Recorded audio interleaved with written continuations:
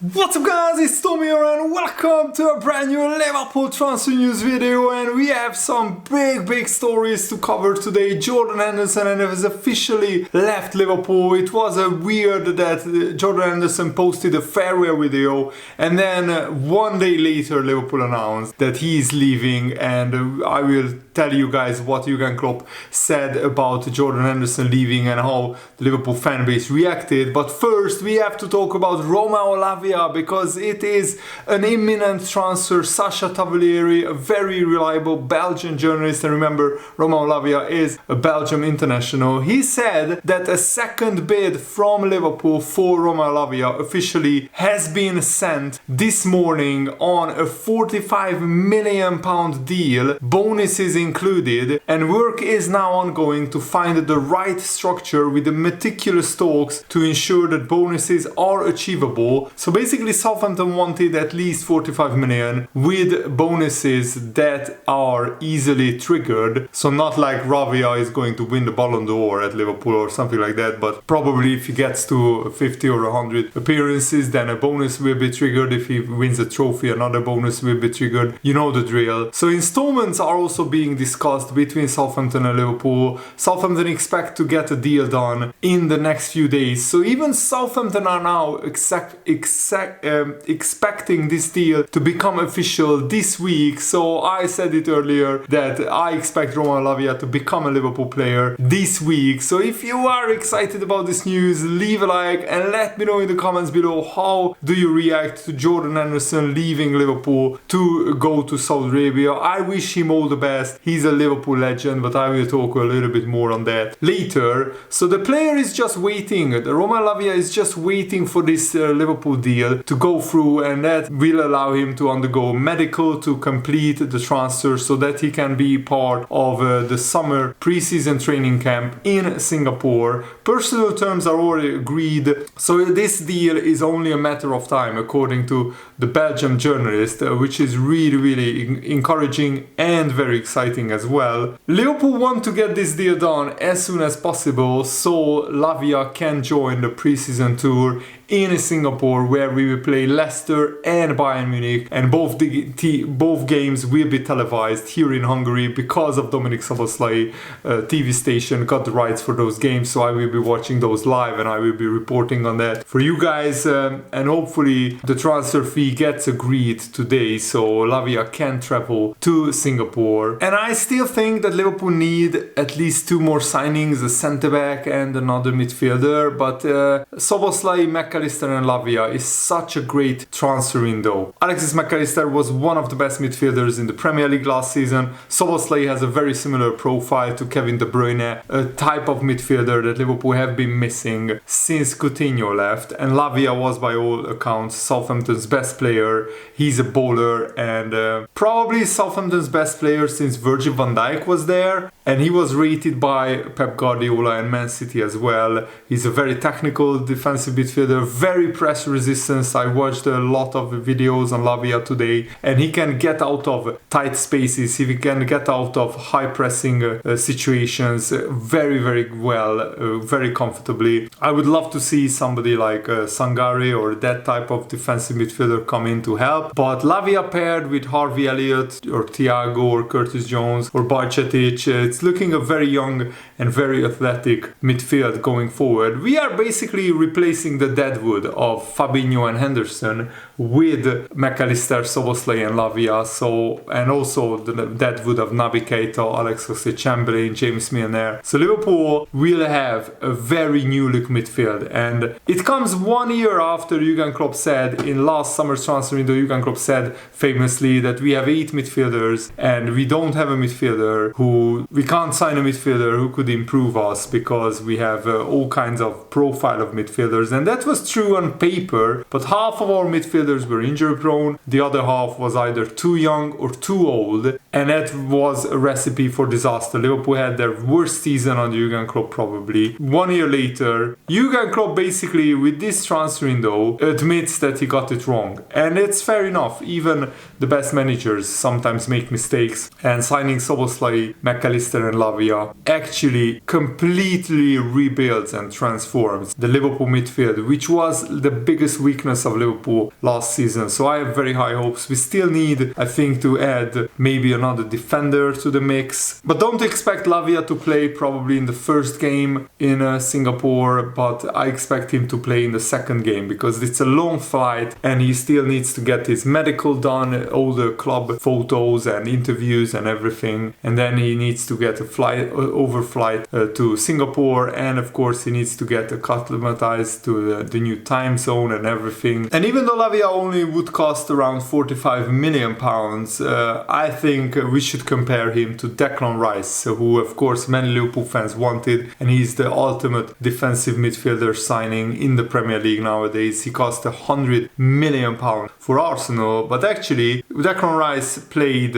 1,400 minutes in the Premier League. Lavia more than 2,200 minutes, and on the ball, even though Lavia was part of one of the worst teams in the Premier League, Lavia produced better and more productive numbers than Declan Rice himself. And Declan Rice is probably the finished article as far as defensive midfielders go. Lavia completed 34.8 passes per 90 minutes, in contrast to Declan Rice's 28.7. He averaged also more key passes than Declan Rice, 0.6 compared to a 0.1. More shot creating actions than Declan Rice, 1.6 compared to 0.6 for Declan Rice. Declan Rice also averaged 3.9 tackles. Lavia averaged 3.77, so it's very close as well. Both of them won over 40% of aerial duels. Declan Rice 47%. Lavia 41%. But in terms of defensive duels won, Lavia averaged 6.47 defensive duels per 90 minutes and Declan Rice only 5.7, which means that Lavia outperforms Declan Rice in many metrics. And this defensive duels won number could explain why Lavia had a slightly better success rate at 73%. Declan Rice would have a slightly better success rate because he averaged less duels. He actually won more of those duels than Lavia's 65%. They also both covered a lot of ground and were really involved in their team's defensive output. Lavia averaged 9.6 recoveries per 90 minutes, Declan Rice 9.66, so that's very, very close. We also have to note that Declan Rice, these are the numbers from Declan Rice's debut season when he was just 18 or 19 years old. So that's why it's fair to compare these numbers, because yes, Declan Rice is now the finished article, but in his first season he was an up-and-coming defensive midfielder just like Lavia, so that's why it's fair to compare these numbers. Lavia at the moment is 5 years behind Declan Rice in terms of development, but I think he's a great player that Liverpool can nurture and he could become a world-class midfielder. And given how similarly Lavia has performed in his first campaign in the Premier League to Declan Rice's first campaign, it is entirely possible that Lavia could reach Declan Rice's levels in the future, in the coming years. But I still think that Liverpool would need to probably sign a more experienced defensive midfielder. Let me know how do you see that issue in the comments below. Fabinho are also on the verge of joining Al Ittihad. He is not flying to Singapore with the Liverpool squad. Liverpool are waiting for Al Ittihad to send all the official documents and check it to give the green light to this transfer. Al Ittihad president is in England since Saturday or Sunday. So Liverpool are working on the Roma Lavia deal, and Al Ittihad will sign Fabinho in the coming days. Paul Joyce is saying that Fabinho won't be traveling to Singapore with Liverpool, so because the Al Ittihad deal is progressing, and probably Liverpool will sign a less high profile defensive midfielder as well to replace Fabinho with. Probably it will be a cheap,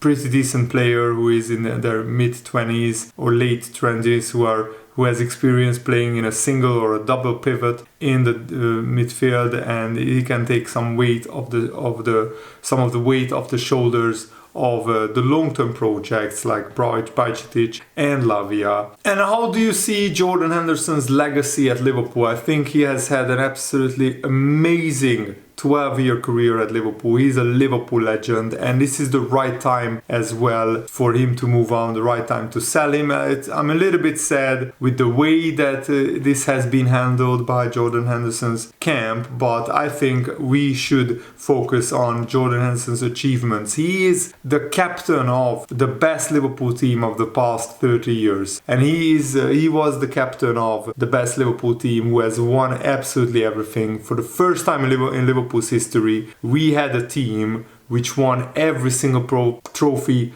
possible in a 4 or 5 year period, which is absolutely remarkable and outstanding, and Jordan Henderson was instrumental in that, and that's what his legacy should be about. And we actually learned today that when Jordan Henderson arrived back into Liverpool from his summer holidays, he knew that he wanted to leave, and he told Jurgen Klopp that he is going to Saudi Arabia, or he is wanting to go to Saudi Arabia. Basically, he probably didn't fancy sitting on the bench, he didn't fancy the competition, and also, of course, the big financial package helped decide and make his mind up. And Jurgen Klopp said we had time to adapt to it and get used to this situation because it was already going on for a while. It's football, it's life, it's normal. These kind of things happen. Monday, when we arrived back at Liverpool, Henderson was waiting for us to say goodbye properly to the team and to the coaching staff as well. So that was a really nice gesture, a really nice thing to do. I know it was a really, really tough decision for Henderson. I was around or with him all the way. It's sad, absolutely strange, because he's the only captain I had here at Liverpool, Jurgen Klopp says. But I think it is exciting for him as well. We will miss him without a shadow of doubt as a man and as a player. But that's football, these things happen. And this is how Jurgen Klopp summed up Jordan Henderson. He's a really good package. There is a physical part, but there is the super technical part. He's technically really, really good, which sometimes players, because of the role they see themselves in on the pitch, this fighter, stuff like this, they don't always show this. But you cannot have this amount of Premier League games. You cannot be captain of Liverpool. You cannot play in the most important games in the world if you are not technically not on a super high level. And he is right foot, left foot, really good. Tactically improved the most since we are here. He had to play different positions. He did that really well.